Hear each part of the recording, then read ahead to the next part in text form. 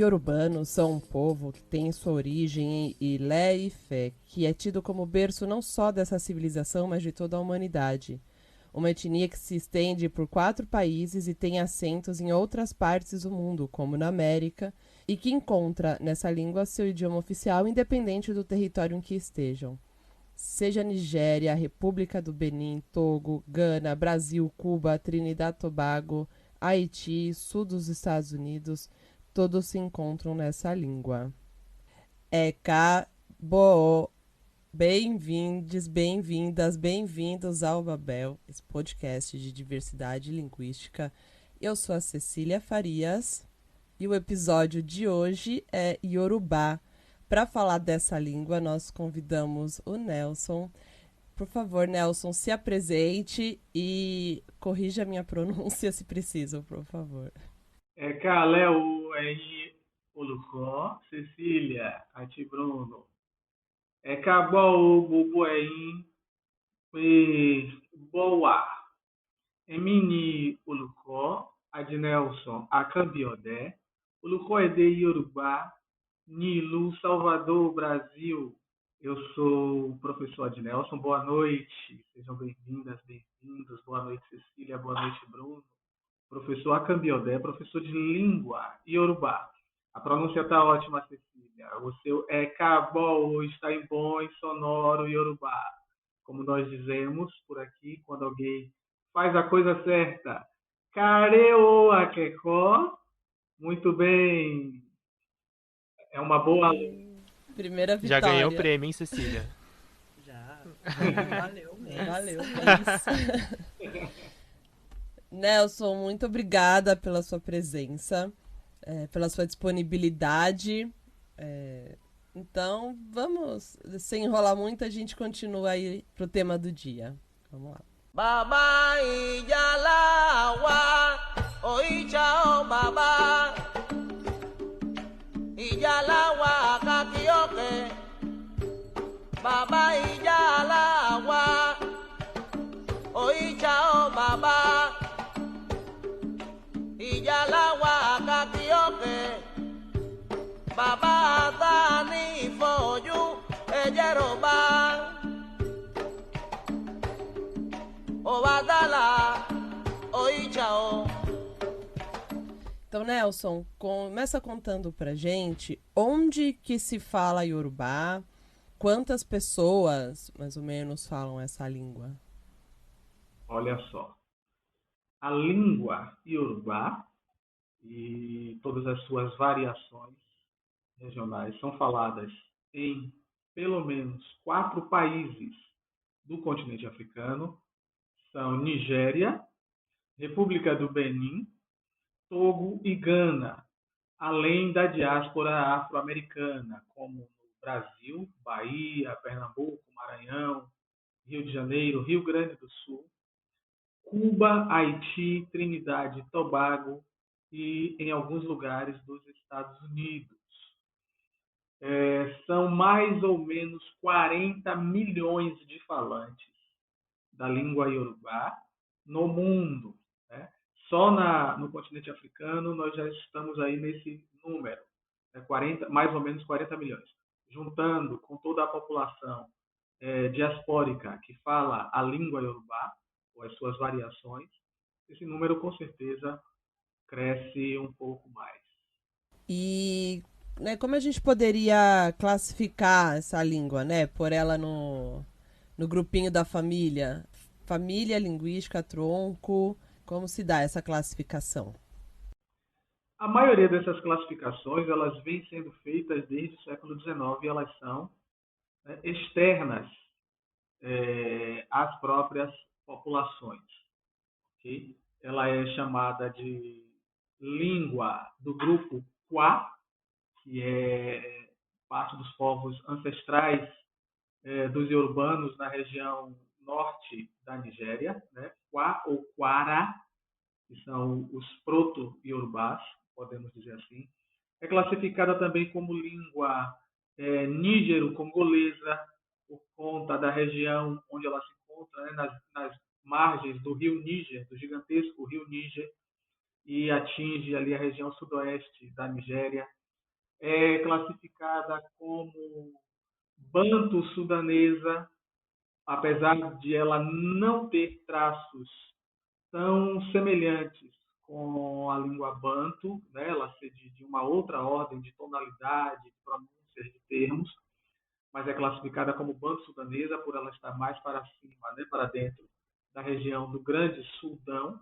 Nígero-congolesa, banto-sudanesa, do grupo Kwa, que, pelo que eu tenho visto nos meus estudos linguísticos, na formação, é a que me parece que é a mais aceita entre os próprios iorubanos, como classificação, porque faz referência à área de origem desses povos que falam, né, esse idioma e os outros idiomas parentes ali na região da Grande Nigéria, estendendo um pouco pela E ela chega a ser oficial em algum território, em algum uso? Como que é essa parte da legalidade? Olha, não é uma língua com status de oficialidade como as línguas estrangeiras, né? As línguas ocidentais europeias têm essa ideia de status de língua oficial, mas ela é reconhecida justamente como a língua oficial dos iorubanos.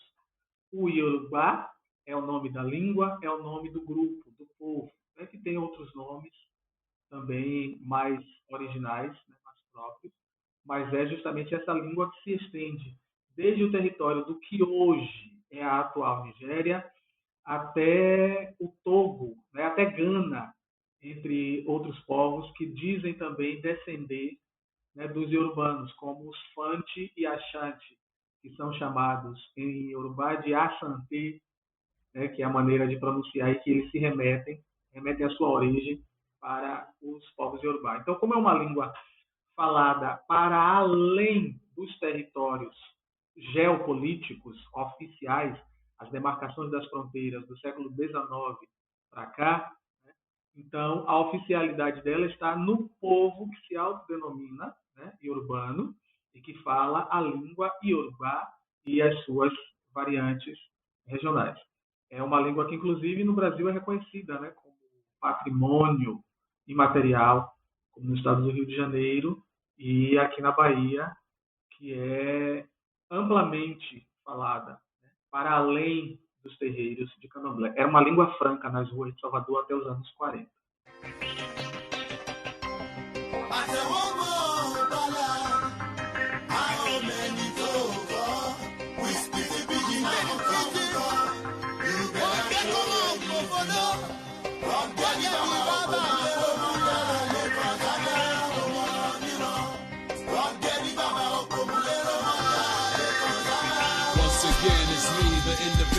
Running the game physical. I'm here to open my mouth again and yarn spiritual to speak from my heart. Let you know where they pin me as people they pop bites and talk about me up in this industry.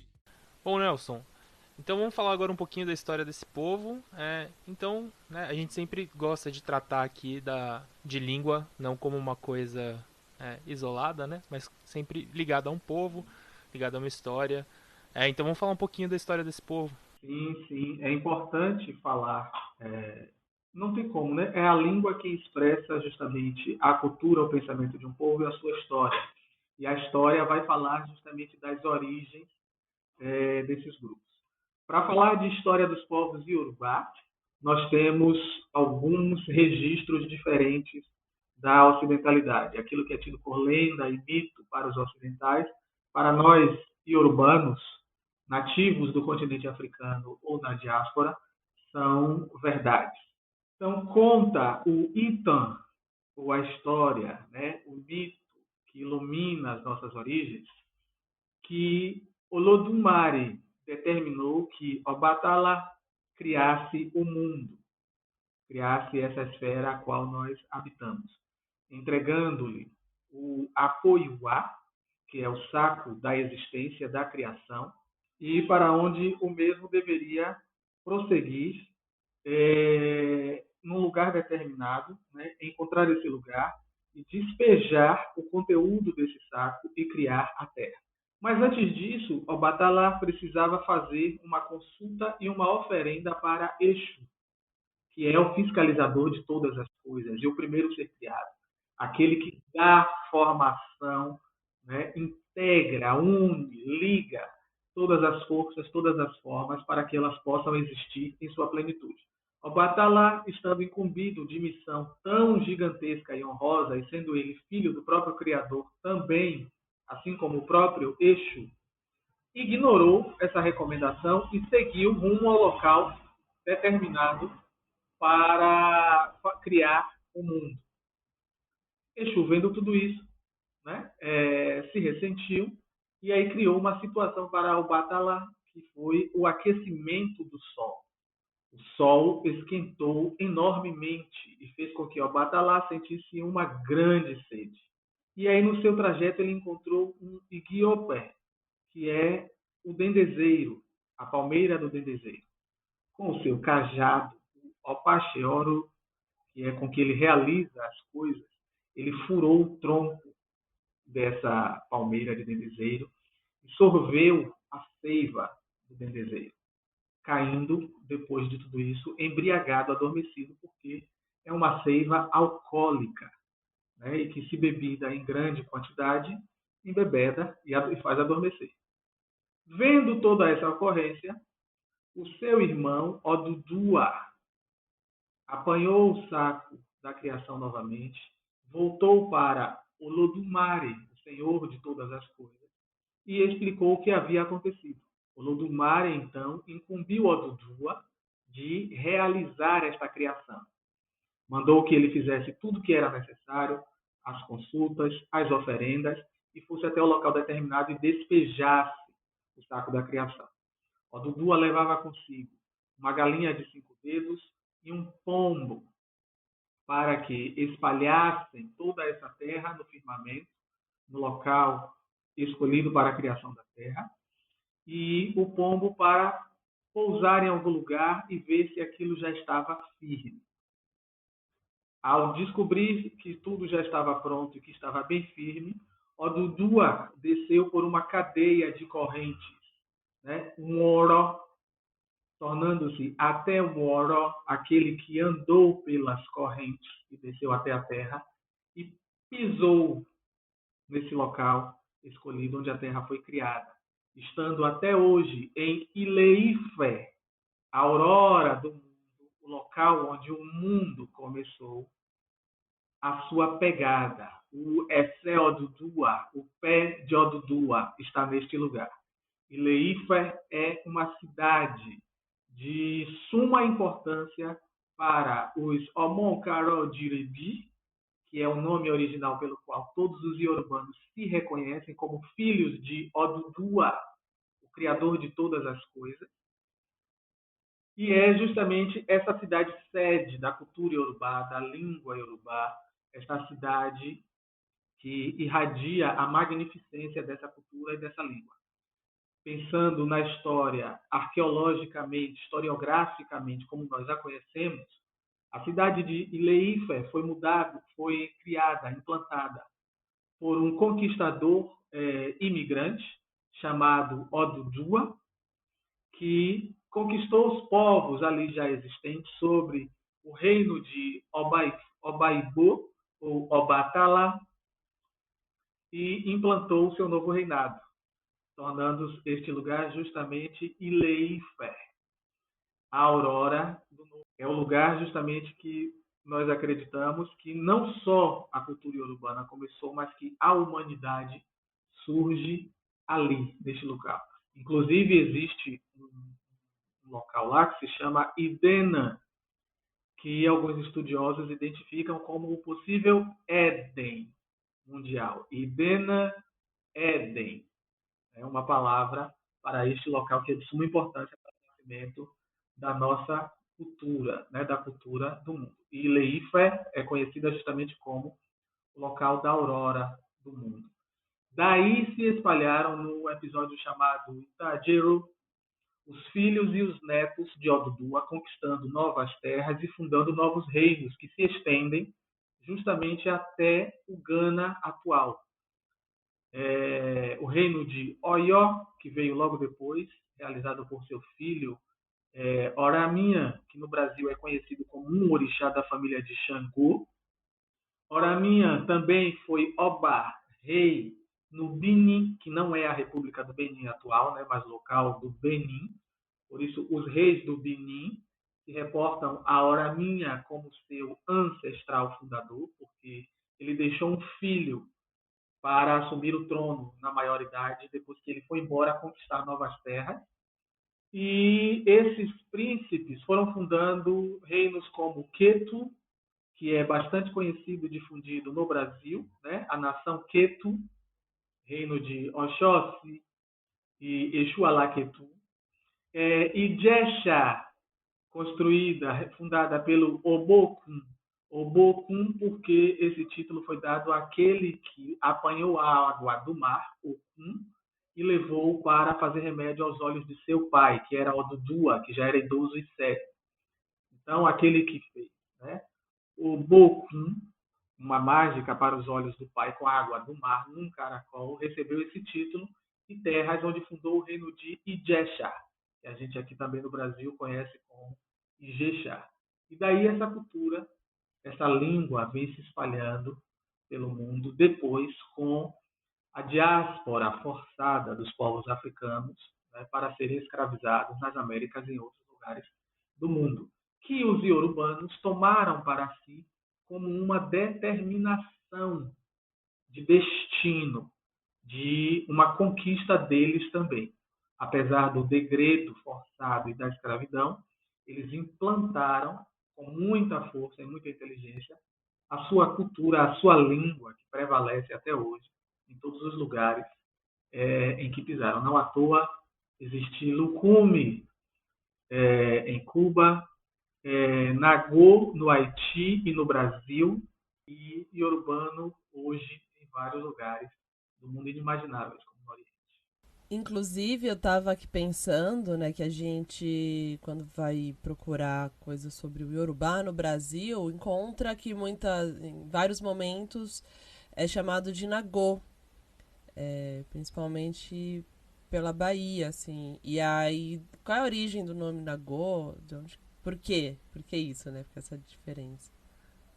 Anagô, Anagonu, ou Nagô, é um termo de um subgrupo iorubá.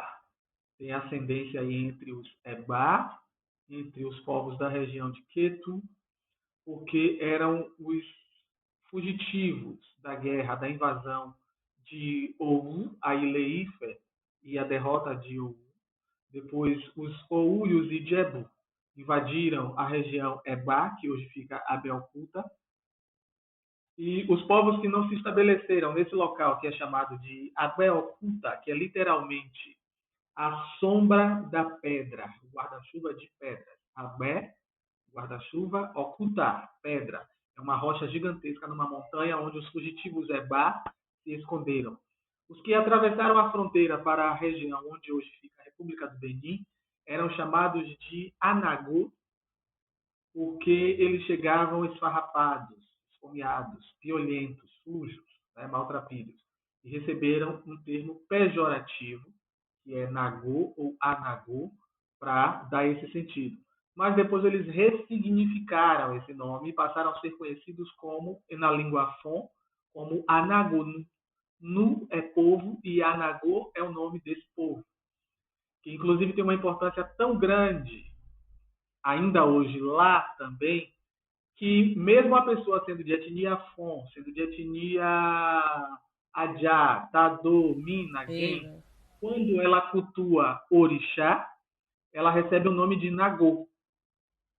E Nagô, no Brasil, foi estendido a todos os grupos de língua iorubá a partir do tráfico, porque os primeiros povos de língua iorubá que chegaram ao Brasil, foram trazidos ao Brasil, vendidos aqui, eram povos Nagô, Anagonu. E aí todos os outros que iam sendo capturados depois e trazidos para cá, pela língua, né, igual, e relatarem a mesma procedência histórica, Omó, Odudua, filhos de Odudua, eles eram chamados também de Nagô. E aí se implantou no Brasil, depois, as irmandades afro-cristãs católicas divididas por nações, e os povos de língua iorubá, que na época não existia esse termo iorubá, eram chamados de Nagô. Então, a Irmandade dos Nagôs da Boa Morte, dos Nagôs do Senhor dos Passos, dos Nagôs e tal. Isso foi se estendendo depois no Brasil. Assim como Lucume, em Cuba, que se estendeu a todos os povos de língua iorubá, porque era o termo que os espanhóis utilizavam para identificar estes povos da mesma língua a partir de Serra Leoa. Uau. É, cara, muito bom o conteúdo. Eu só queria deixar registrado, assim. Muito legal mesmo. Que bom. E aí, né, conta um pouco mais como é a situação da língua, né, especificamente nesse contexto atual, né, por conta dessa história. Em que pé está a língua iorubá? Nesse sentido, e da expansão, né? É muito difícil a gente falar de iorubá sem falar de história. Falar da língua sem falar da história. E aí conta, né? Assim, eu sei que, por exemplo, a população nas Américas tem um papel fundamental até no fortalecimento em territórios africanos, né? Dessa língua. Conta um pouco pra gente disso, por favor. Sim. Ó, por conta da diáspora forçada, né? Diáspora, aliás, já traz em si uma questão, né, de forçação, porque é um espalhamento involuntário, né? Diáspora. A manutenção de grupos estritamente, ou quase que estritamente, Nagôs, Lucume e outros, nas Américas, no Brasil, né, vamos pensar assim, Bahia, Pernambuco, Maranhão, Rio Grande do Sul, Rio de Janeiro, e a manutenção de todo um arcabouço literário em língua iorubá, ou seja, cantigas, provérbios, saudações, recitações, rituais falados, cantados, entoados nessas línguas, sempre fez com que as descendentes dos iorubanos, dos nagôs aqui no Brasil, por exemplo, buscassem um fortalecimento dessa língua para não perder essa memória e esse conjunto literário, e a busca das suas origens, dos seus locais de origem, por ser uma história não oficializada, não contada. Apesar de que tudo isso se manteve justamente nesses registros literários no Brasil. Aqui no Brasil, aqui na Bahia, se canta nos terreiros de candomblé Nagô Queto, um hino que enaltece o pertencimento ao reino de Queto, por exemplo, né? A congratulação, e conclama as pessoas a se manterem unidas. Enco fara imora, o lobo fara imora, araqueture, fara imora, igieu fara imora, o lobo fara imora. Dizendo, vocês, filhos das pessoas nobres, dos homens de dinheiro de Queto, se abracem, no sentido de se unam, se mantenham unidos, coesos. Isso é cantado na diáspora, né? E essa busca, como é empreendida pelo mestre Didi no final dos anos 60, ao continente africano, para reconhecer as suas origens a partir das histórias que a sua mãe, a sua avó, as pessoas mais velhas dos terreiros da Bahia contavam, fez com que lá as pessoas descobrissem, muito surpresas, que havia, né, no Brasil, pessoas que não só conheciam a língua, como eram capazes de se expressar, se comunicar, contar histórias de lá aqui, para mais da metade do século XX. Isso fez com que justamente os povos iorubãos, que são muito ciosos da sua cultura, muito conscientes do que são e muito orgulhosos e estratégicos das suas identidades, né, vissem justamente aí mais um motivo, além do que eles já têm, para orgulharem-se dessa identidade, dessa língua, dessa cultura, e para manter o fortalecimento que começaram a empreender lá no final do século XIX, de registro escrito, de apropriação de uma convenção escrita, da gramatificação, da dicionarização da sua língua, do ensino da sua língua na escola, a despeito de toda a força colonial inglesa, foram fortalecendo isso e buscaram estreitar esses laços que os baianos, né, os brasileiros, começaram a empreender a partir dos anos 60, né, nesse retorno, esse refluxo de volta ao continente africano. Isso abriu portas para que muitos sacerdotes, sacerdotisas, professores e professoras de língua, literatura e cultura iorubá viessem para o Brasil, como a implantação do primeiro curso de iorubá no Centro de Estudos Afro-Orientais da Universidade Federal da Bahia ocorresse em 1969, tendo um professor nativo, né, Ebenezer Lachebican, como primeiro professor. E daí até os dias atuais, essa troca, né, essa alimentação dessa cultura, ela só cresce. Inclusive, os iorubanos das diversas regiões do continente africano estão em discussão de um acordo ortográfico, né, gramático ortográfico da sua língua, para haver aí uma padronização maior, né, dessa língua, porque tem, como eu disse, as várias variações regionais, né, várias variações. Normal, a gente lida com isso todos os dias. Pois é, várias variações. Essas variações regionais que implicam na entonação diferenciada de algumas palavras. O iorubá é uma língua tonal, ou seja, a maneira com que a palavra é pronunciada muda completamente o seu significado e muda, então, na grafia a sua acentuação, a maneira dela ser acentuada, né, quando as palavras são grafadas. Então, eles estão nesse movimento, nesse acordo. E por conta da expansão do culto de Ifá e de Orixá, que sempre foi um interesse de muita gente em todo o mundo, não só dos brasileiros, nem dos cubanos, nem dos haitianos que buscavam as suas origens. É um movimento que começa com as pessoas nas comunidades buscando as suas origens. Os antropólogos divulgam isso, né, como o que Pierre Verger começou a fazer nos anos 50, sendo mensageiro de Mãe Senhora, do Mestre Didi, de Eduardo de Jexá, entre outros, com sumidades iorubânas, vai virando um processo cada vez maior com estrangeiros, com pessoas de outros grupos sociais, étnicos do Brasil e de outros lugares.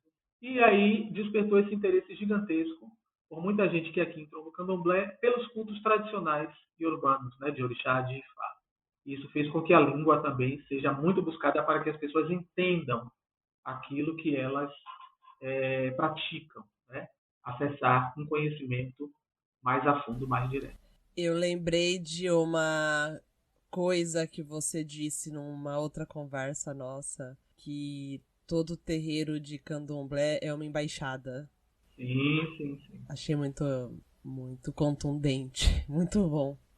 Todo terreiro de candomblé é uma grande embaixada nacional. E é uma embaixada que reúne justamente esses diversos povos, essas diversas origens. Um terreiro de candomblé grande, antigo ou remanescente de casas antigas, que tem casas para cada orixá, cada casa daquela é um território, um reino.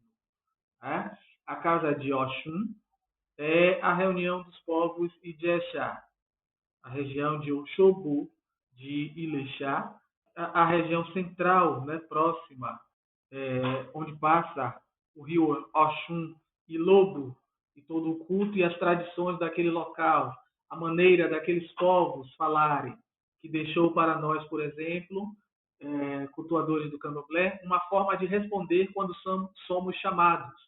Se alguém fala, Akambiodé, eu respondo, Ero, por conta da maneira como os Ijexá respondem quando são chamados, que dizem Ero, ou como saúdam a deusa do rio Oxum, a deusa das águas doces e da maternidade. Oreieieu Oxum, em que a gente diz aqui Oreieieu, Oraieieu, de Erora, respeitosamente, graciosamente, eu falo, eu saúdo. Se você chega numa casa de Xangu, como o Ileaxé Upuafunjá ou Ileaxé Ianaçocá, que leva o nome de uma sacerdotisa palaciana, você tem ali a implantação do reino de Oió e o culto dos Alafim, que são os soberanos, os reis de Oió. O trono de Oió, por enquanto, por exemplo, está vago, porque o seu Alafim, que esteve no Brasil, na Bahia, em 2014, faleceu recentemente, né? Um descendente de Xangô, que para nós é orixá, e que é o quarto reino de Oió. O culto de Odudua, de Obatalá, orixás do branco, é a representação da terra-mãe dos iorubanos, né? De Ile-Ife, no Brasil. Então, cada terreiro de candomblé é uma embaixada, com costumes, culinária, com política, com economia, com estética, filosofia, botânica, literatura, música, arquitetura, tudo próprio e relacionado justamente a essas concepções regionais de cada lugar. E a língua, que é a língua oficial dentro, né, dos terreiros. Independente da nação, cada nação de terreiro é uma embaixada, um grande centro cultural, político, de tradições africanas, né, de localidades. E Bruno tinha um comentário. Para trazer. Enfim, eu queria aproveitar, né? Talvez, dando uma olhada nas coisas sobre Yorubá, eu acabei batendo umas histórias que eu achei muito, muito interessantes, assim. Que é, olhando para o Benin de hoje, né? Tem uma relação muito curiosa e muito interessante do Benin de hoje com o Brasil, né? Porque tem a. Eu tava lendo a respeito. O termo que eu vi foi ajudar, né? Que seriam pessoas no Benin que tiveram na história familiar, alguma coisa assim, presença de ou influência portuguesa ou sobrenomes portugueses ou pessoas que foram estavam na situação de escravização e voltaram para o Benin, retornaram, né, para a África, para o reino de Daomé, né, que hoje estaria ali no Benin. E isso gerou, assim, é uma parada muito interessante. Eu estava lendo um artigo que é justamente sobre o diálogo entre como que você recria essa identidade, né, uma vez que passou por uma experiência diaspórica terrível, traumática, e se reconstrói no continente africano depois essa identidade de pessoas que seriam esses ajudar, né? Então é muito interessante e meio que eles também são chamados no Benin hoje de brasileiros, né? Você tem um termo... Brasília. Brasília. Então achei muito, muito interessante, assim, que eles... Que existe essa relação, né? É uma parada que eu não sabia, assim, eu não fazia ideia, mas é tão relevante que, sei lá, teve uma visita do ex-presidente Lula no Benin e esse foi um dos grandes pontos de conversa, assim, sabe? Porque tem uma relação muito intensa do Benin com o Brasil, é uma coisa que a gente não fala no Brasil, assim. Enfim, eu só queria trazer esse ponto porque eu acho que aproveitar o episódio que a gente tá falando de Yorubá, né? Eventualmente a gente vai fazer um episódio sobre Fon, e aí a gente também aproveita e fala, né? Mas eu queria aproveitar para trazer esse fato que eu achei muito curioso, assim. Vamos lá. Tem aí algumas questões. Você está falando dos agudar, com certeza, né? Ajudar é o nome do local que na verdade é Uidá ou Ruedá ou Glercoe, como se diz em língua local. Ajudar ficou na pronúncia dos portugueses, que não conseguiam realizar a ideia de Uidá, que é o que os franceses colocaram, e que é o nome de Glercoe, né, desse local na República do Benin, né? Ali naquela região ainda no Golfo do Benin, nas Vargens. E os agudá, chamados justamente de agudá, por conta de algodão, das roupas de algodão, chamados também de amarô, né, ou brasileiros, que são os retornados daqui da escravidão para o continente de volta, né, para a costa da África, para as suas regiões de origem, ou se restabelecendo justamente a partir de Ajudá ou Lagos, na Nigéria, onde também tem o quarteirão brasileiro, né, o Brazilian Quartier, onde inclusive tem uma família que tem sede tanto aqui na Bahia quanto lá, que é a família Bambuxi, que foi originada aqui por Rodolfo Martins de Andrade, Bambuxi, o Bitiko, e também manteve a sua família lá. Essas famílias se comunicam até os dias de hoje, né, entre si, entre outras famílias. É aquilo que Manuela Carneiro da Cunha vai chamar de negros estrangeiros. Eles não são brasileiros, porque nunca foram aceitos, os africanos, como brasileiros. Né? Não existe essa integração total, como é difícil até hoje ser negro no Brasil, como se nós não fôssemos brasileiros totais. Naquela época, menos ainda, porque não se era mesmo. Até a ideia de Brasil era uma ideia ainda muito mais flutuante do que a atual. Então, quando estes africanos e seus filhos voltavam para, né, o continente africano, fossem eles Fon, Marri, Ewe, Adjá, Jatadô, Mina, Gen, Yorubá, eles lá eram chamados de brasileiros, porque já estavam acostumados com os modos de ser e de viver da colônia, de vestir, de comer, de se portar, frequentavam a igreja, levaram festas tradicionais que até hoje acontecem aqui no Nordeste, como a Lavagem do Bonfim, a Burrinha, a festa da independência do Brasil, né? São Cosme e São Damião, o dia do Caruru, a feijoada, que é uma comida que a gente diz aqui, né, de origem afro, e lá é chamada de brasileira. Olha só. Pois é.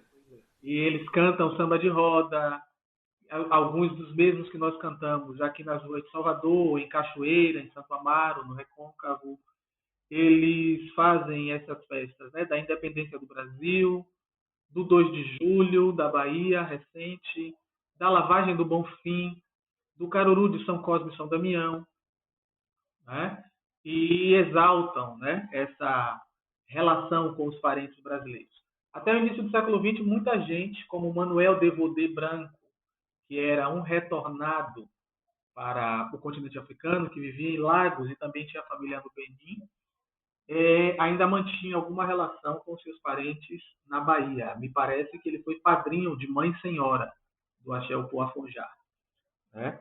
E existem retornados em toda a região dessa costa, né? Do Golfo do Benin até a região do Togo e do Gana, como o reino Tabon, que é de tá bom, tá ótimo.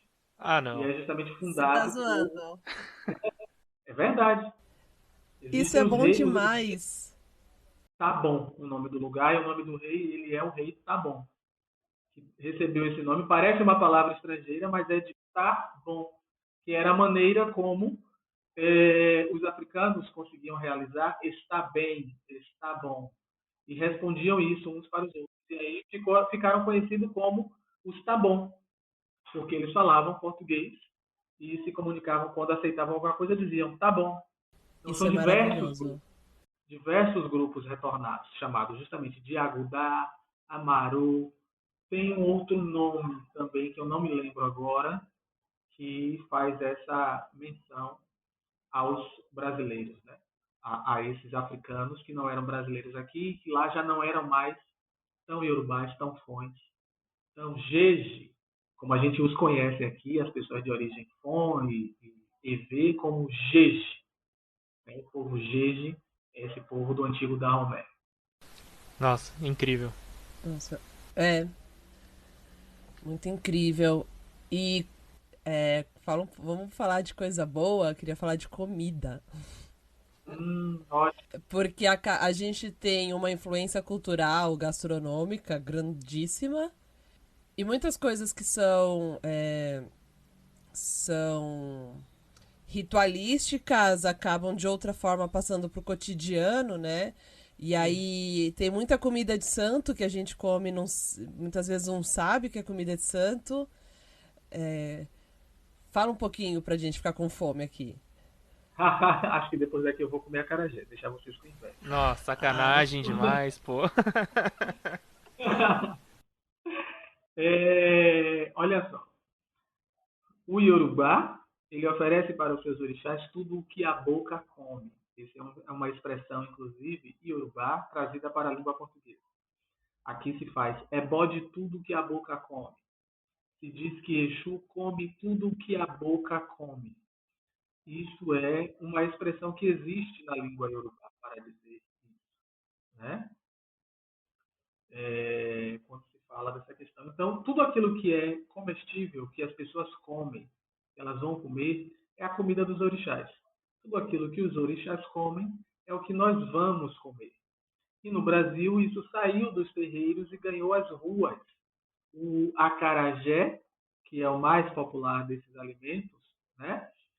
Patrimônio cultural e material da Bahia e do Brasil, hoje em dia, que é o acará iorubá, vendido frito no azeite de dendê ou no óleo de amendoim, ok? Lá, e aqui a gente conhece no dendê, de cortar, de colocar várias coisas dentro, que lá não tem. Por exemplo, segundo o Luco Félix Ayomidire, nosso formador aqui, a gente tem a cultura de comer acarajé cortado, porque são os Ijexá que faz um bolo de acarajé maior e corta. Nos outros lugares da Yorubalândia, é aquele acarajézinho que se come nos terreiros, puro, quente, né? Com pimenta, para ficar mais quente ainda. Porque o acarajé ganhou as ruas com as devotas de Oiá e Ançã, que vendiam à noite para angariar dinheiro para as suas alforrias e para as obrigações do seu orixá, que é Oiá e Ançã, esposa de Xangô. Aqui, junto com Xangô, divide o poder sobre o fogo. Eles engolem o acará, que é literalmente uma mecha de fogo, uma bola de fogo. E nessa venda, né, do acará, que as mulheres faziam à noite com seu tabuleiro e seu fogareiro na cabeça, carregando, né, o fogo nas cabeças, como Oiá, elas ganharam dia e pontos fixos para vender os seus bolinhos. E isso se tornou parte da renda, da economia brasileira, das mulheres negras periféricas do Brasil, e hoje, inclusive, é CUT.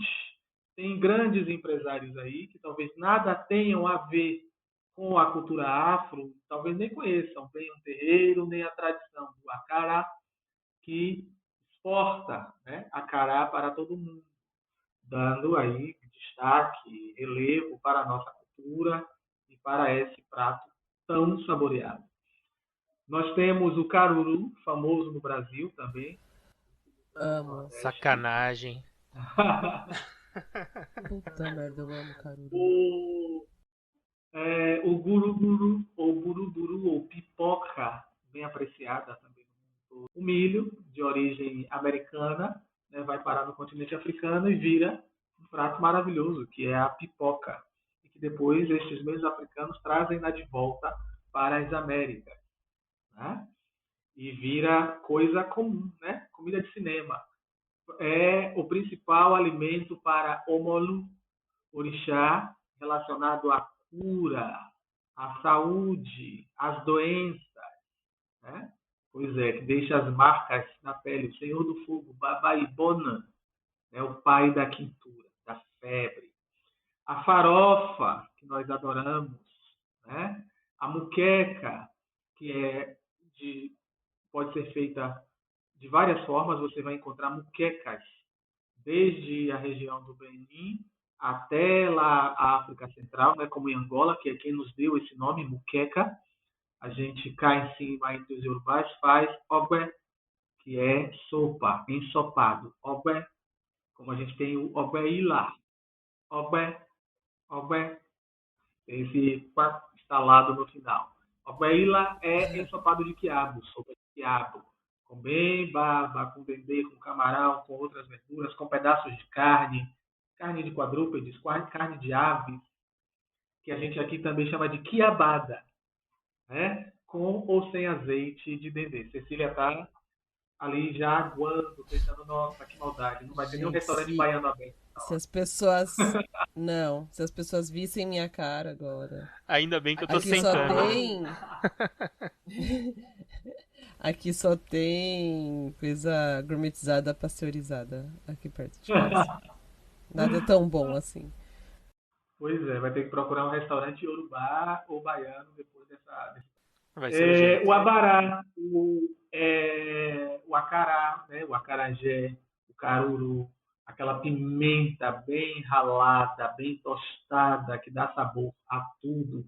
O jiló, o quiabo, o maxixe, comidas que são típicas dessa culinária e que tudo se oferece para os orixá.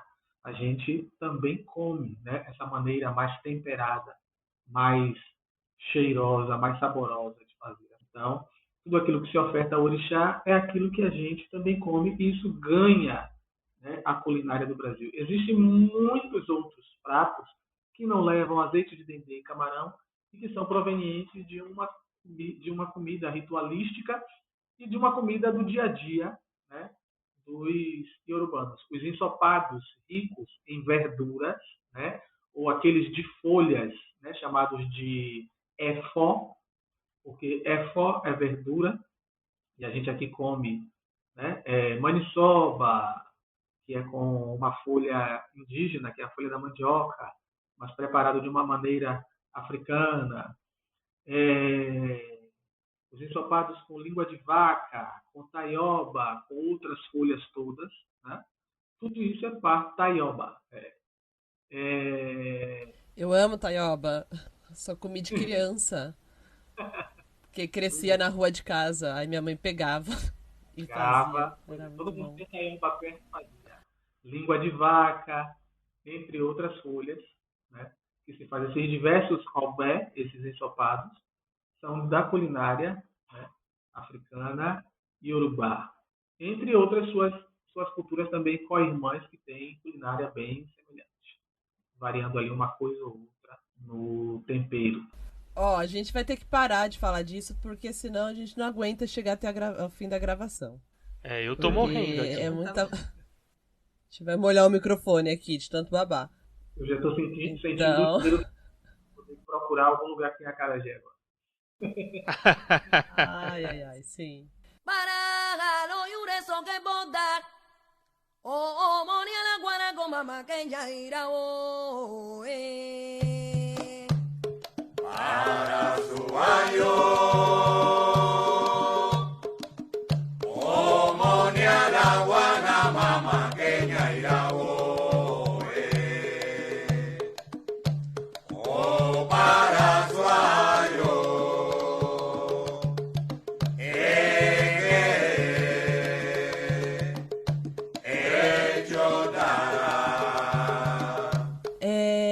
Bem, esse episódio tá quase que bilíngue, né? Porque o Nelson o tempo todo traz coisas em Yorubá pra gente, mas a gente também separou um áudio de um falante nigeriano, o Olaniyan Olushola, e a gente vai ouvir um pouquinho, um trechinho dele falando do trabalho dele na Wikipédia em Yorubá.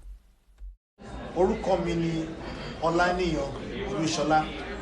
Mo jẹ́ ọ̀kan nínú àwọn olóòtú Wikipedia èdè Yorùbá.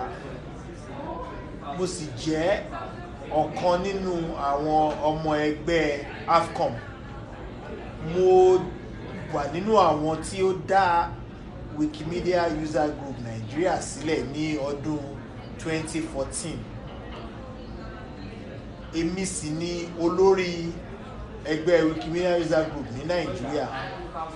Mo bẹ̀rẹ̀ láti máa ṣe olóòtú Wikipedia ní ọdún 2014 nígbà tí mo lọ sí orílẹ̀-èdè South Africa ní Joburg. Látìgbà náà ni mo ti mọ̀ nípa láti máa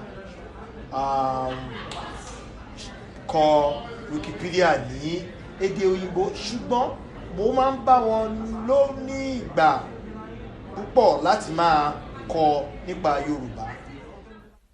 Bem, agora então a gente vai falar de características dessa língua, né? De a parte assim mais linguistona, assim.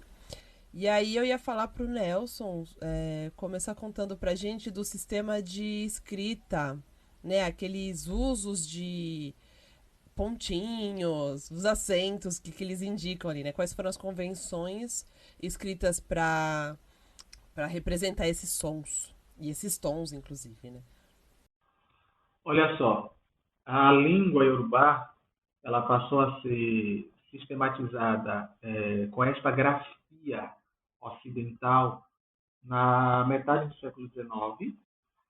Começou a ser realizada pelo reverendo Ajayi Crowther, que era um Oió de origem, né? Um Iorubá Oió de origem, que foi resgatado de um navio negreiro aos 12 anos de idade, colocado no entreposto de Serra Leoa, que era onde a marinha inglesa colocava as pessoas resgatadas de navios negreiros, aprendeu inglês, foi batizado na igreja anglicana, levado para Londres, onde estudou na universidade, se tornando bispo, depois reverendo e depois bispo, e voltou para o que hoje é a Nigéria, no período da colonização, justamente como um missionário para começar a converter o seu povo ao cristianismo, né, ao protestantismo anglicano, à igreja anglicana.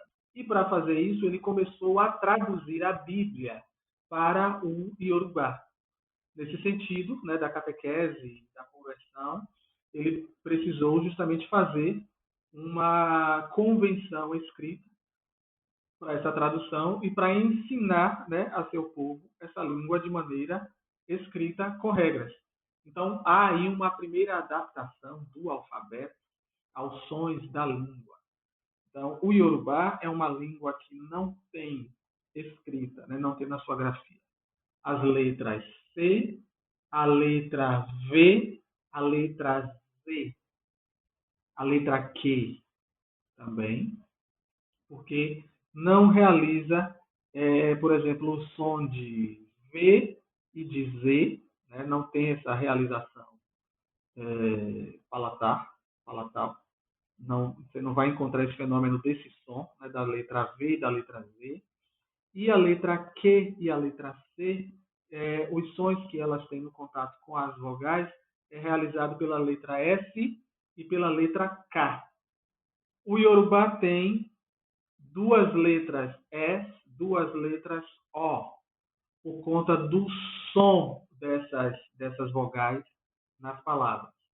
Nós temos a letra E e a letra E, a letra O e a letra O.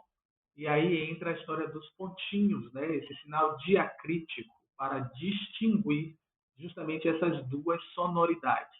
Esse ponto subjacente, né? Esse ponto embaixo dessas vogais, da letra E e da letra O, indicam justamente essa abertura de som. Eu tenho a letra E, que é o E sem o pontinho embaixo, e tenho a letra E, que é indicado justamente essa abertura do som na fala por este ponto colocado embaixo da vogal. Com o O, a mesma coisa. Eu tenho O, que é o O sem o ponto, e O aberto com esse pontinho aí embaixo. Ok? Então, esses sinais são para distinguir essa sonoridade. O mesmo acontece com a consoante S. Aí não é para a abertura do som, mas para modificar e fazer a sua equivalência com o X ou CH que nós encontramos, né, nas outras línguas ocidentais. Então a gente tem o S, com som de S mesmo, como em uma palavra, base, né, cozinhar. C, cozinhar. Base, fazer a comida. Fazer, cozinhar. E o S com o pontinho embaixo vai ter o som de X, né? Essa fricção, como na palavra axé, que a gente usa muito aqui, né? Como axé music. Então, esse S, esse X de axé, é um S com esse pontinho, esse ponto subjacente embaixo dele. Então, tem essas diferenças no alfabeto e na escrita iorubá, justamente para adequar as peculiaridades, as particularidades da fala, né, da maneira de se pronunciar as palavras da língua iorubá.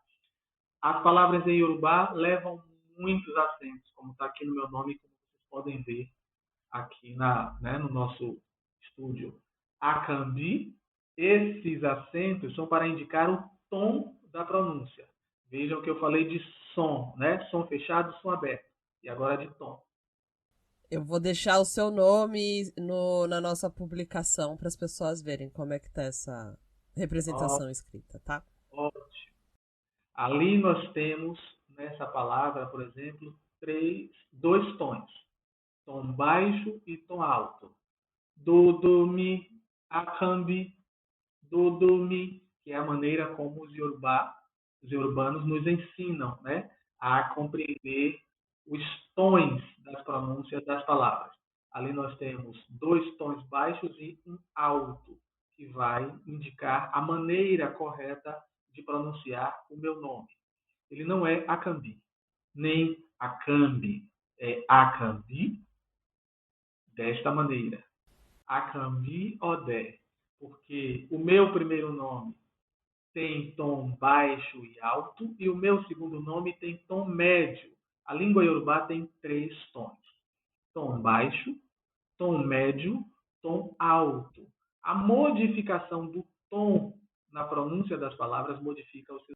Nós temos, por exemplo, ori, ori, com tom médio e alto, para identificar alma, essência, cabeça de uma pessoa.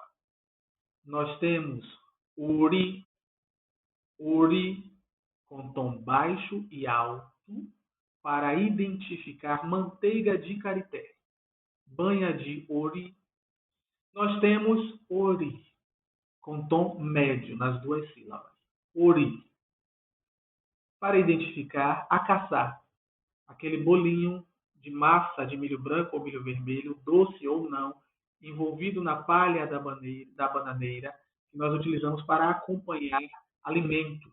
O tom da pronúncia vai modificar o seu significado, né? Então, é de suma importância ter ouvidos bem abertos, né? Escutar bem, para poder aprender adequadamente a entonação da língua iorubá, que, né, é representada na sua escrita, na sua grafia, justamente dessa forma. Com esses pontos embaixo das vogais é e ó, para falar do som das letras, e os acentos grave e agudo, ou ausência deles, para indicar o tom da pronúncia das palavras.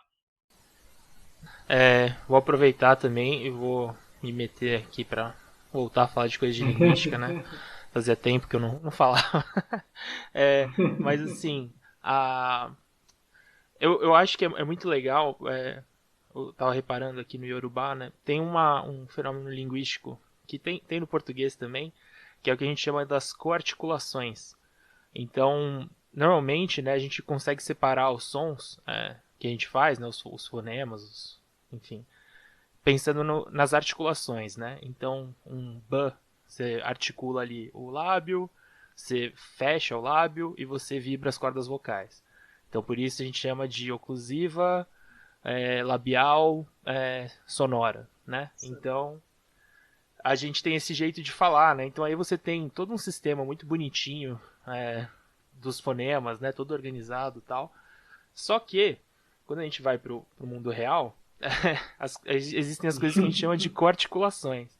E que é muito comum, né? No português a gente tem um clássico, assim, especialmente... no dialeto do Nelson também, que é o do dia e da tia, que é quando a gente coarticula o som de uma plosiva com uma fricativa, né? Então a gente está fazendo aí, é o que a gente chama aí o som do t com o som do sh.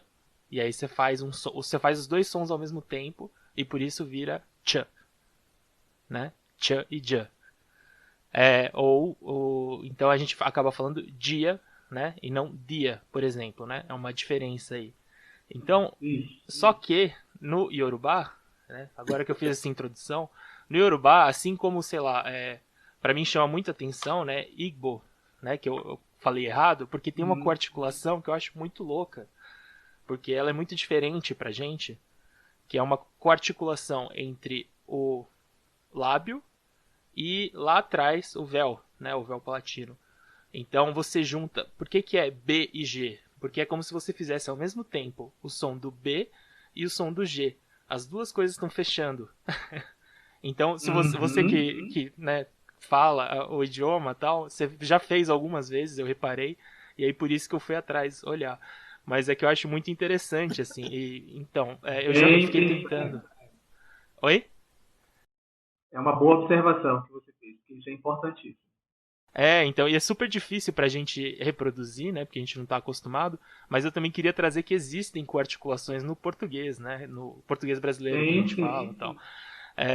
Mas eu acho muito interessante. Então aí, sei lá, se quiser falar algumas palavras que tenham essa coarticulação, eu acho muito bonito também. Nós chamamos bastante a atenção das alunas e dos alunos em relação a isso e esse comparativo que você fez dessas coarticulações. Por conta da sonoridade muito própria, característica de algumas letras do Yorubá, como o B, olha aí, o B, que as pessoas pensam que são duas letras e é uma só por conta da representação. É aquele G ou G e um B. É uma única letra e as pessoas pensam que são duas. Por conta deste som, justamente, né? Uma maneira de aprender e apreender a pronúncia mais adequada é fazer aos poucos, juntando mesmo como se fossem duas letras. Dizer gibi, gibi, bi, bi e acelerar. Gibi, bibi, bi, bi, bi, bi, bi. O G fica aqui travado lá atrás com a língua dentro da boca e os dentes cerrados. E você faz o G, B, B. Explosivo. B, B. Eu adoro passar uma vergonha tentando as coisas aqui. Todos os nossos ouvintes devem estar tentando agora. Quem não tenta, Cara, não quem aprende. não tá tentando... E quem não tá tentando nesse momento, sei lá, tá morto por dentro. O J, ele tem exatamente esse fenômeno, Bruno, que você chama a atenção, né? Nós temos aí esse J na letra J, como os ingleses dizem, né? J. É G, a letra J em Yorubá. É esse Digi, G. Então, a palavra, por exemplo, para cachorro, que é Adja, o guerreiro, Adja. Adja. Você escreve A-J-A e diz Adja. Adja. Adjagun, guerreiro. O B, ele já tem uma explosão, né, labial, quando a gente vai falar. O B simples, que é o bi, e o outro é o bi. Bi e bi. Boi. Boi. Nai. É maravilhoso. Mas é isso. E faz parte de todo mundo que vai estudar fonética ou fonologia ficar tentando fazer os sons, né? A gente abre uma sensibilidade nova. Necessário. É muito legal. Inclusive, apesar de eu não gostar muito do termo, mas a gente faz mesmo. Um exercício e um treinamento com os sons, né? Das letras para facilitar depois, né, esse fenômeno da palavra, a fonética adequada da língua, por conta da importância que ela tem. Então, para dizer acorobaro, onde eu tenho um A-K-P-O, aco, ou então dizer oxobo. Aquarobaro. Isso, acorobaro. Oxobo. Oxobo. Oxobo. Isto, pois é. Ou palavras do tipo adjarem. Adjaren? Adjaren. Isto. Retroflexo? Tá. A gente tem aula particular aqui. É necessário justamente esse ajustamento e lembrar, como você lembrou, Bruno, que nós temos também, né, essas coarticulações, como os nordestinos, aqui, por exemplo, aqui na Bahia, aqui no Recôncavo, nós falamos dessa maneira, como se estivessem aí juntando um DJ e um I quando dizemos dia, né? Dia.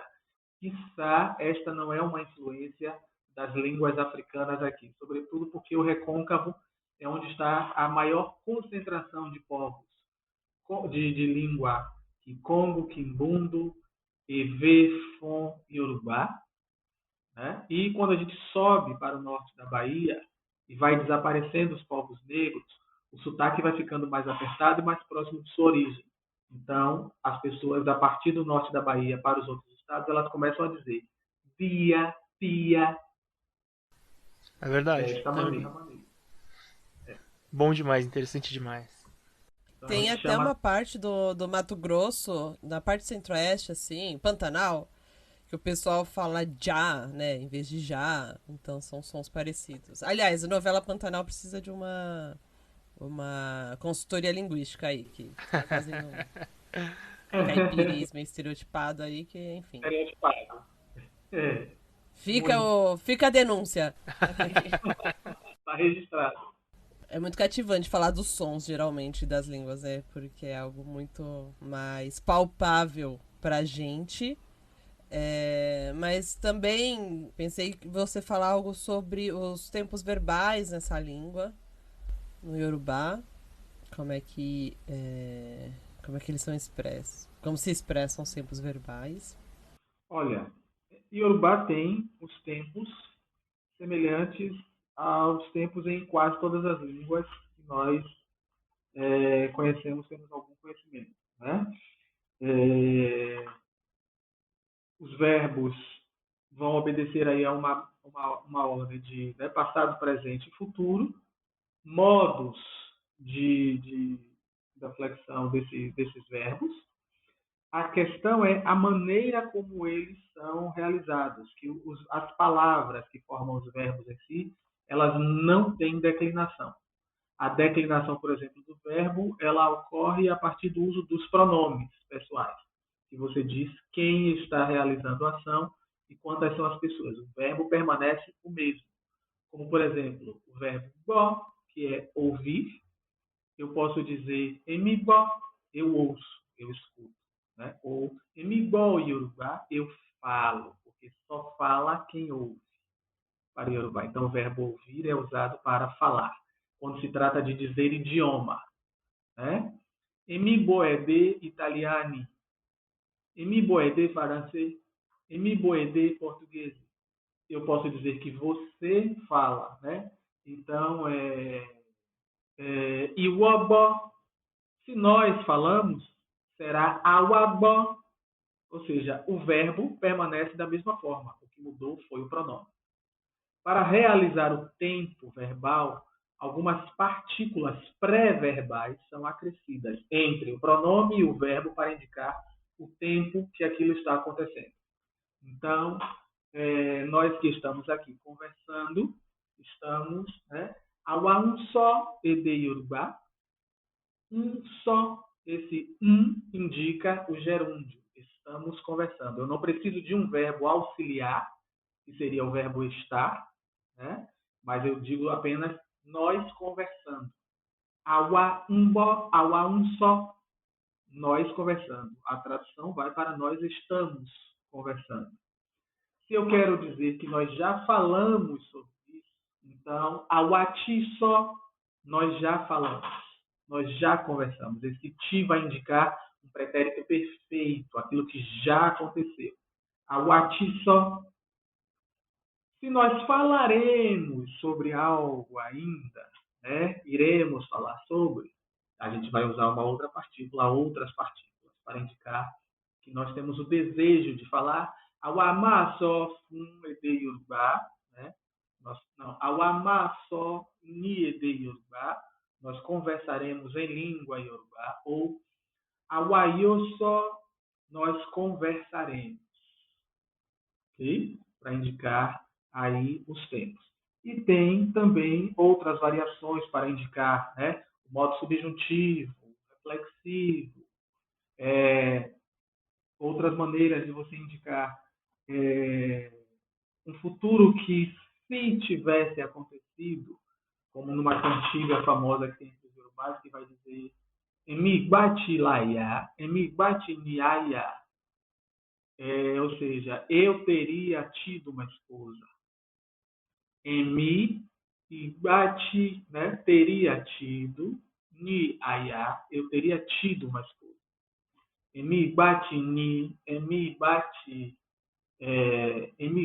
Ló, Ilu, São Paulo. Eu teria ido a São Paulo. E é isso para poder você justificar um arrependimento, algo que você não fez. Então a gente tem essas variações também na língua para poder indicar os tempos do que aconteceu, do que não aconteceu, do que acontecerá, do que está acontecendo no momento presente, né? E daquilo que poderia, mas não foi, e o se, né?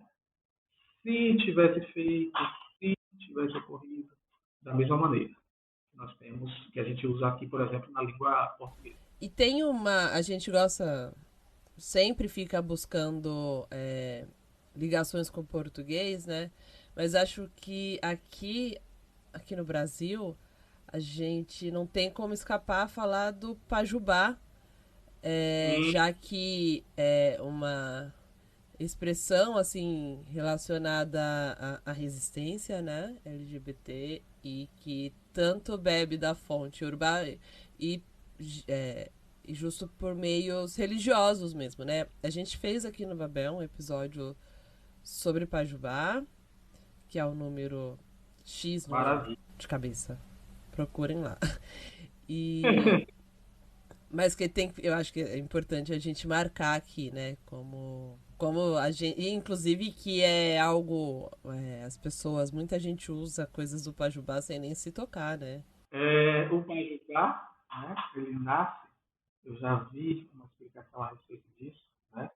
De pessoal da militância LGBTQIA+, recentemente falando a respeito do Pajubá, da migração de pessoas LGBT negras do Nordeste, da Bahia, de Salvador, nos anos 80, 70 e 80, para São Paulo, né, para trabalhar, para viver, para morar, buscando melhores condições de vida, e justamente o uso dessa linguagem, porque eram pessoas de comunidade de terreiro, pessoas que cresceram ouvindo nas diversas nações os termos para, né, as coisas do dia a dia, aquilo que eu falei.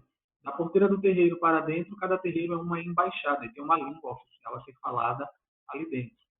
E existe uma interafricanidade, né, nos candomblés do Brasil, da Bahia, em envolver muitas vezes, dependendo das casas, as várias nações, e ali as várias línguas que dão origem a essas nações serem faladas. Então você tem Ocó para homem, para pênis, você tem Mona, que é filho, filha, né? E que terminou sendo confundido ficando para mulher. Você vai ter apareceu o termo Odara, que é algo que é bom, que é útil, que é bonito, que todo mundo quer, gosta, que está perfeito, né? Axó para roupa, Aliban para policiais, para guarda. Não pode Aliban aqui. Pois é. Que a gente não gosta, não. A gente gosta de Aqué. Aqué, que é dinheiro no Fon, né? Owo no Yorubá, Zimbi no Angola, na língua Angola. Então, isso foi chegando entre, né, a população LGBT no centro do Brasil, e para ter um código, uma maneira de se comunicar sem que as pessoas em torno soubessem do que se estava falando, quem se conhecia e sabia que o outro, né, muitos que são de candomblé, porque é a religião que acolhe as pessoas independente da sua sexualidade, não que não tenha normas e nem deixe de colocar também restrições para as pessoas LGBT e outras, mas é a que não pergunta a sexualidade do outro para saber se ele pode ser iniciado ou não. Não estou dizendo com isso que não há restrições para uma série de questões, porque há, e isso vem sendo discutido nos últimos anos, né, como a questão trans, por exemplo, mas essas pessoas que se sabiam de axé, ou que viviam em comunidade de axé, ou que frequentavam os terreiros, e que conseguiam se comunicar numa língua, numa linguagem, para a parte, né, do mundo ali externo, tudo que estava ao redor, iam se comunicando nessa língua e terminou se constituindo aí como um idioma próprio, né, do mundo LGBT, que ia mais, e ganhando inclusive um nome, que é Pajubá. Existem alguns estudos do Pajubá que ignoram um pouco essa origem, essas origens, e pensa só como se fosse uma coisa de rua, de gueto, etc. Mas tem uma origem muito mais profunda, que é justamente nessa composição das pessoas LGBTQIA+, sobretudo de pessoas negras, migrantes, de comunidades do Nordeste e do Rio de Janeiro, e que terminavam indo sobreviver nas ruas à noite ou em outros lugares, onde essa linguagem foi se espalhando. Alguém que estava ali de junto ouvia, perguntava o que era, já aprendia com aquela pessoa que sabia falar, e aí ia espalhando, ia espalhando, ia espalhando, até se constituir, né, nesse idioma próprio da nossa população LGBTQI a mais. Da nossa população. Maravilha. Bruno, mais algum comentário sobre essa sessão, essa parte? Comentários linguísticos? Não, da minha parte não. Tô apenas encantado aqui. Estamos todos, porque tá ótimo.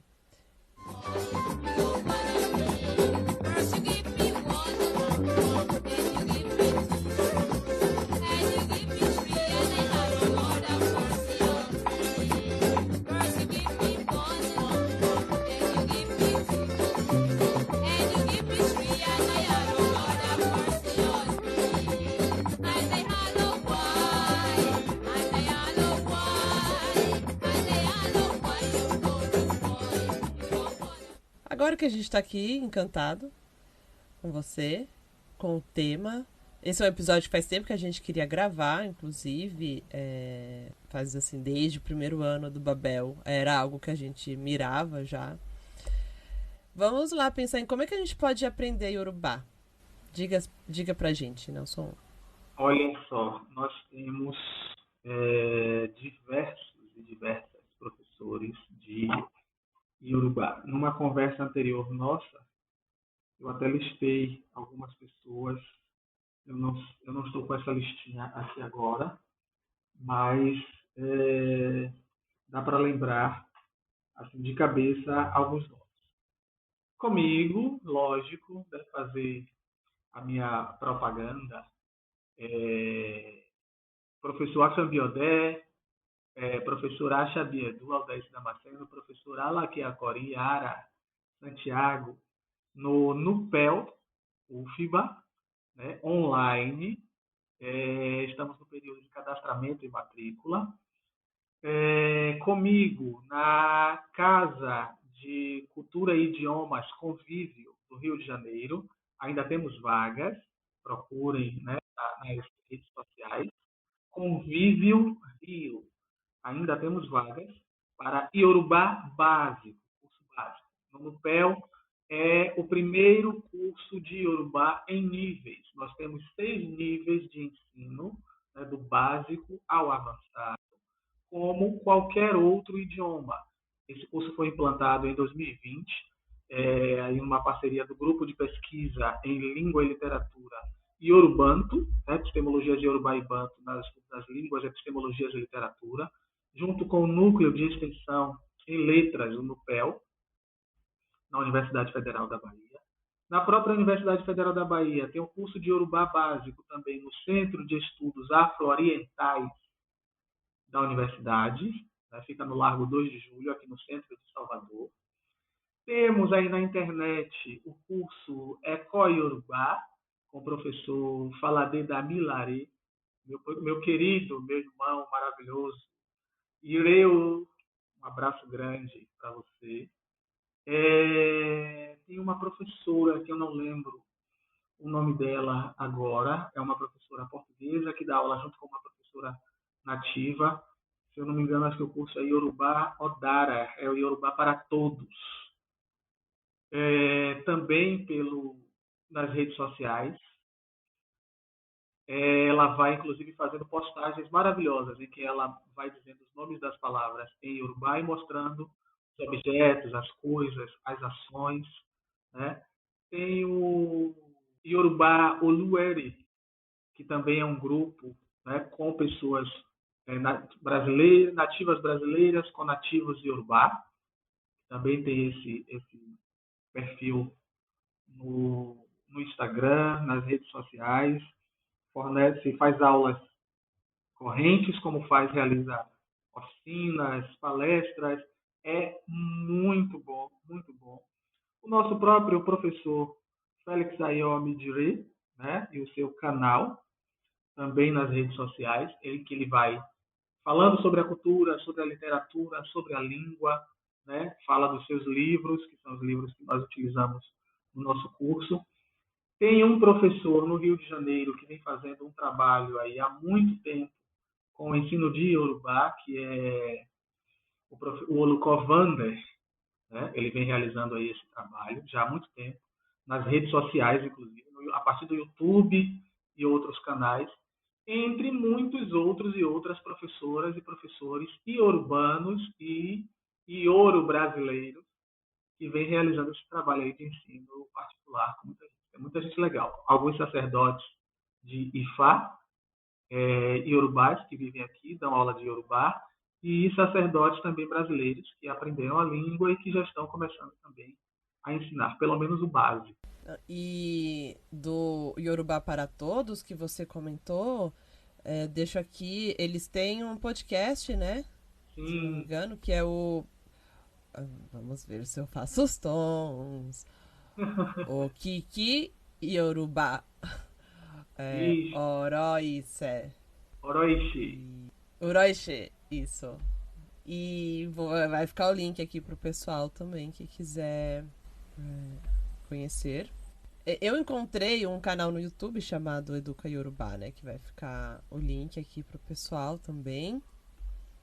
E aí vamos trazer aqui umas sugestões de livros também, né? O Bruno separou uma coisa aqui pra gente. Pois é, eu separei uma que na real eu fui olhar agora enquanto a gente conversava, porque bateu uma coisa aqui. Eu li recentemente, tava com a cabeça muito ruim, né, pra ler, por causa da tese e tal. Então eu achei peguei um livro pra ler do Luiz Antônio Simas, que é O Corpo Encantado das Ruas.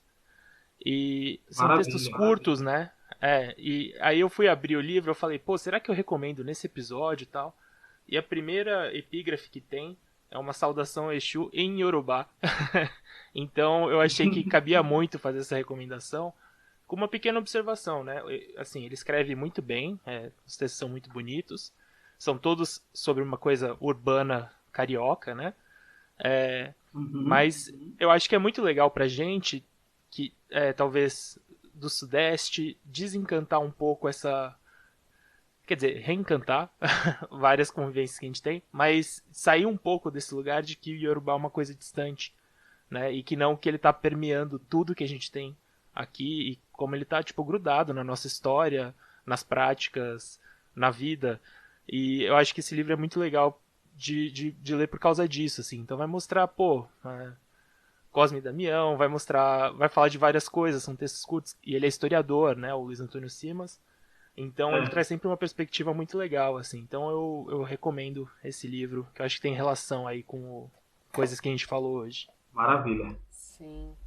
E calhou de quando a gente estava fazendo pesquisa, né, para esse episódio, por outros motivos, eu assisti um filme chamado Narradores de Javé, que foi dirigido pela Eliane Café e saiu em 2004. E conta a história de uma cidade que seria removida para a construção da barragem de Sobradinho. E aí, bem, o mote é que as pessoas saem buscando registrar a sua história, a sua cultura, porque aí se eles fossem reconhecidos como... Se reconhecesse a cultura local como patrimônio histórico, eles poderiam alegar por que eles não poderiam sair dali e tal, né? E, enfim, suscita várias discussões sobre patrimonialização, sobre registros, o que merece ou não, enfim, e além de toda a questão da construção da barragem. Mas, por que tudo isso? Porque lá, num momento, a personagem que está encarregada de fazer esses registros vai até uma parte que é de uma comunidade quilombola, e nessa parte do filme a comunicação em Yorubá, esse povo conversa em Yorubá. E é ali, norte da Bahia. E, enfim, e tá inteiro no YouTube, eu acho que vale a pena. E dá pra dar risadas também. Eu tenho uma sugestão também. Diga. Ouvir a língua iorubá nativa, bem sonora, todas as suas expressões faciais, corporais, porque o iorubá ele não fala só com o som da sua boca. Quando ele fala como um todo, né? Isso traz para nós até uma maneira de explicar por que nós somos, né, tão expressivos corporalmente, né? Dessa maneira, esse modo de falar e de se balançar e gesticular muito quando falamos. Falamos com o corpo todo. Que é o filme Aprendiz de Mecânico. É um filme iorubá em que se ouve várias saudações, expressões comuns diárias dos iorubanos, a maneira como os mais novos se portam diante dos mais velhos, como os funcionários se portam diante dos chefes, a questão da culinária, os horários, o pensamento, né, do iorubá sobre o que é estrangeiro, sobre o que é próprio, local dele, é muito interessante. E o livro Iorubaianidade, de professor Félix Omidire, em que ele vai mostrar esse espalhamento da língua e cultura iorubá nas Américas, né, e a força de influência dessa em vários outros campos do literário, do artístico, que não necessariamente estão diretamente vinculados com a cultura e a religião, mas que receberam essa influência, esse influxo. E aí, aliás, eu vi já aqui que o Aprendiz de Mecânico tem um streaming bem famoso aí do pessoal. Tá fácil de ver. Tá na Netflix. E aí a gente também separei 2 episódios, enfim, o IFAcast, que traz questões de cultura iorubá. E aí também tem um podcast que eu gosto muito, que é o História Preta, e que eu recomendo que se ouça tudo. Mas nesse momento eu vou deixar especificamente aqui linkado o episódio A Influência Africana no Português do Brasil. Mas recomendo que ouçam lá, porque o André faz uma amarração muito boa das coisas, assim, sabe? Desses podcasts de história narrativa, assim, eu acho muito bons. Muito bom. E aí tem uma indicação que a Juliana tinha deixado aqui pra gente, e aí eu corri lá, ouvi e adorei. É do podcast Prato Cheio, que é um podcast do Joio e o Trigo, que no geral o Prato Cheio é muito bom. Mas tem um episódio sobre comida votiva que chama Comida de Santo, Comida da Gente. Tá muito bom. Vão lá e conta muito a transformação do acarajé em produto. Então, já vai, assim, aprofundar, vai trazer de outras questões, algo que o Nelson já trouxe pra gente aqui hoje. E aí, nessas buscas para as buscas do episódio, assim, né, acabei caindo... e aqui também tive uma ajudinha do nosso amigo Rodrigo Lazaresco, que já passou por aqui, inclusive falando de Quimbundo. Um grupo que da Guiana vai retomar essa ancestralidade iorubá. E as músicas são muito boas, gente. É muito legal. Vou deixar o Bandcamp deles aqui. E agora, gente, aqui nos nossos recados finais... Eu queria, antes de... Eu vou agradecer direitinho já pro Nelson, mas quero dar um recadinho aqui, mandar um abraço pra Gabi Oliveira, que foi quem nos deu toque, assim, né, de ir conversar com o pessoal do Nupel, da UFBA, e aí fez com que a gente chegasse no Nelson, e foi fantástico ser você aqui com a gente, Nelson. Sua generosidade, sua prontidão. Foi demais mesmo. Só tenho a agradecer. Nossa, muito legal. O Cotopé hoje. E aí, lembrar o pessoal que estamos aí em redes sociais, as que tem arroba, a gente é Babel Podcast. E são essas só que a gente tem, Instagram, Twitter, Facebook. Se você curte esse trabalho, a gente sempre pede uma ajuda, e a ajuda pode ser de vários tipos. Pode ser por indicação, contar para os coleguinhas, para a família, enfim. E quem puder ajudar com o Aqué, a gente tem o nosso financiamento coletivo no apoia.se apoia.se/babelpodcast. E a gente também tem um Pix, que é o nosso e-mail, podcast.babel@gmail.com. É bem legal quando a gente recebe essas ajudinhas, porque vai dando um gás pra gente, ou pelo menos vai dando uns feedbacks aí pra gente. É sempre legal ouvir quem nos ouve. E queria contar também que a gente comentou no episódio anterior que os apoiadores do financiamento coletivo, lá no Apoia-se, poderiam escolher uma língua para a gente falar dela esse ano. E calhou de ser também uma língua falada em território africano. A língua que a galera mais votou foi o amárico. Então, ainda esse ano falaremos de amárico. Da hora No demais. mês, surpresa, galera. Eu queria, então, Bruno, se tem recados agora. Não tenho não. Eu tô voltando aí, mas é isso. Quero agradecer vocês da equipe Babel aí por terem tido tanta paciência comigo, com as furadas aí que eu dei nesses últimos meses. Nelson, seu momento, conta pra gente, dá seus recados, faz seu jabá, que eu sei que você faz coisinhas muito legais. Conta pra gente, conta pro público. Gente, olha só.